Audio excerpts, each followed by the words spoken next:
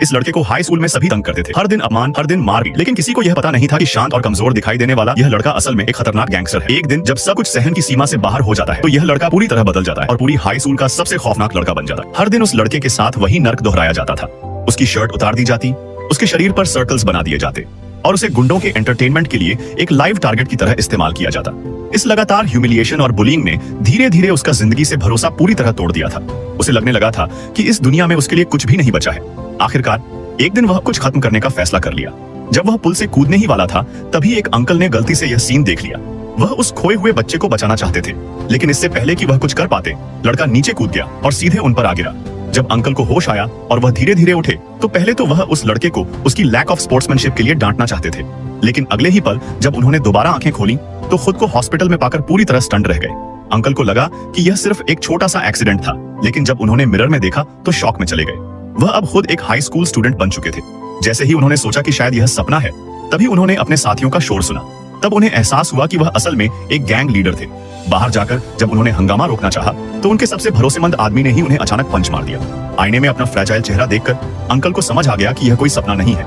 इससे पहले कि वह सिचुएशन समझ पाते, उनके लोग उन्हें घसीटकर मेमोरियल टेबल तक ले गए। अपने नए सुंदर लेकिन बेबस शरीर को वहां देखकर उन्हें गुस्सा आ गया। उन्होंने चीजें फेंकनी शुरू कर दी और खुद को बॉस साबित करने की कोशिश की, लेकिन इससे हालात और बिगड़ गए। उनके अंडरलिंग्स को लगा कि इस बच्चे की वजह से उनके बड़े भाई का एक्सीडेंट हुआ है। तभी चेयरमैन ने बीच में दखल दिया। वह अंकल के सीनियर थे और शायद नहीं चाहते थे कि जिस इंसान की वह सबसे ज्यादा इज्जत करते हैं उसकी मौत बेकार जाए।